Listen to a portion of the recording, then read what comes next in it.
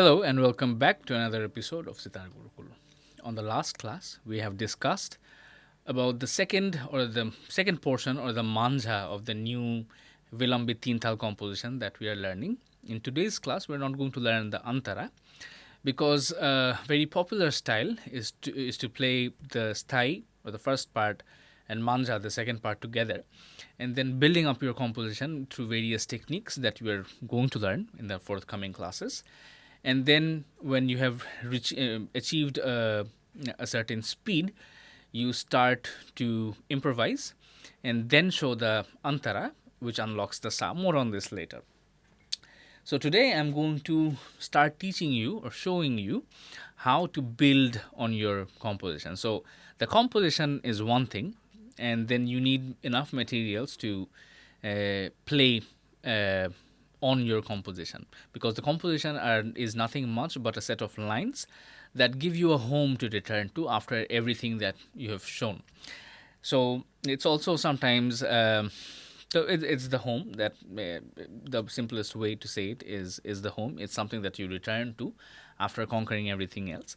So today I'm going to show you two or three possible techniques through which you can slightly improvise your composition, and then we are going to show some bistar on the next class. So I'm going to try and figure out just a few ways. I hope you can listen to my tabla.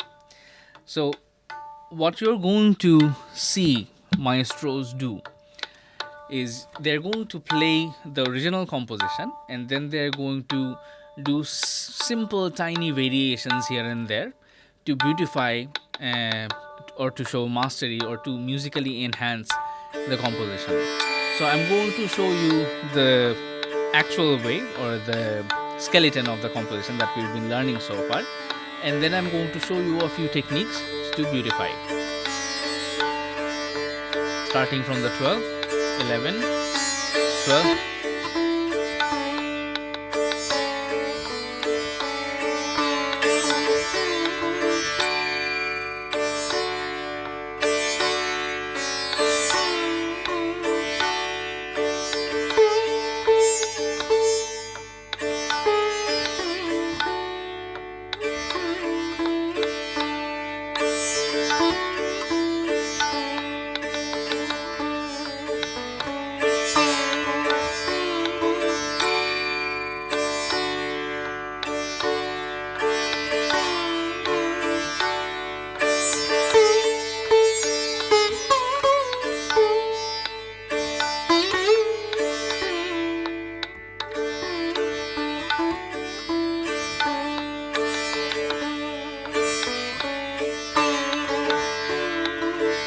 One more time, keeping it simple.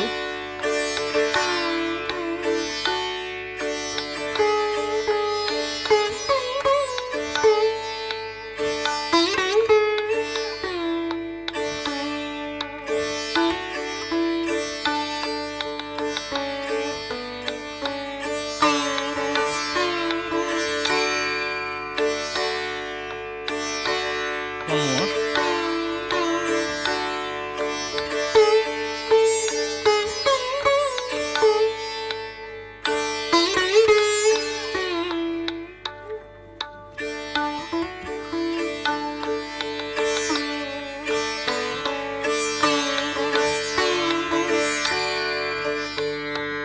So question is, what did I do here? So I'm going to break it up for you so that you understand it better. So the original composition is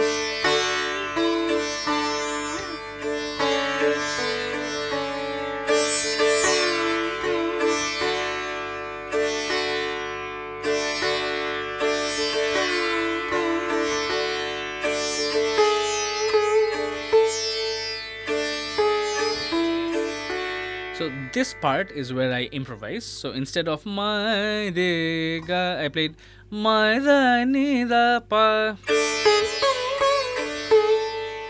So in order to make it sound a little juicy, what I did is I used this technique where I played. So ma da ma. If I break it down, it's ma ni da ni pa ma pa. It's really difficult to teach it like this, but you will get an idea, of course. This is the sound that you must carry in your head and try to achieve. And if you try to achieve it really hard, if you really try to figure it out what's going on, you will learn this technique for life. But for if you think it's a little difficult, and it should be during the very first attempts, you could substitute it by playing on the fret. So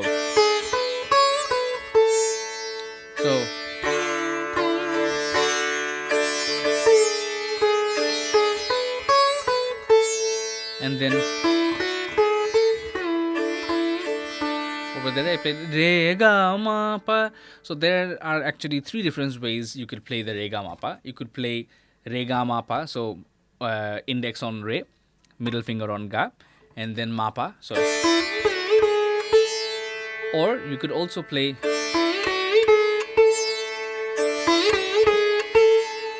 or you could of course you could also play it on the fret.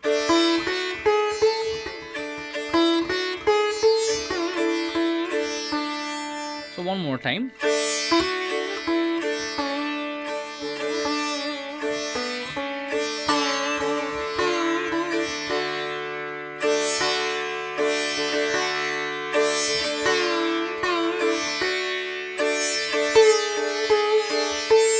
Sorry.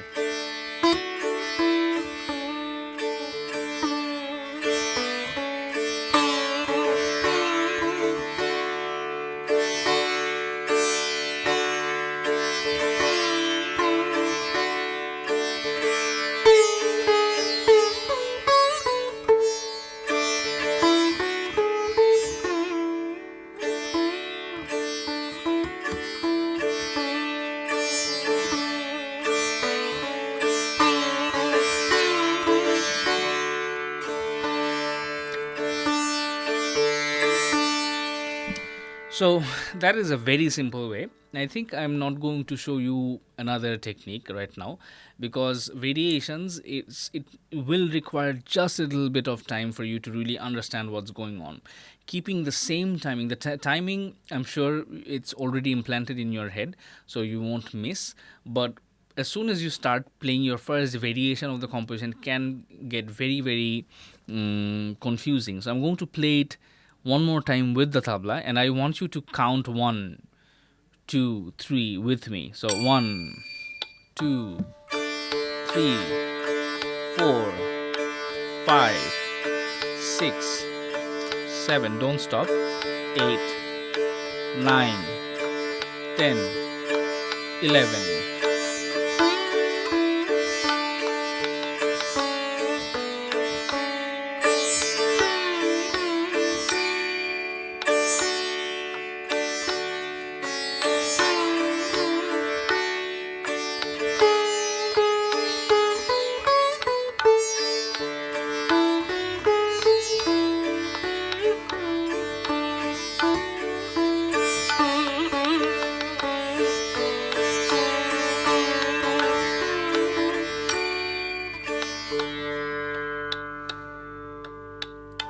So I want you to get this variation down first.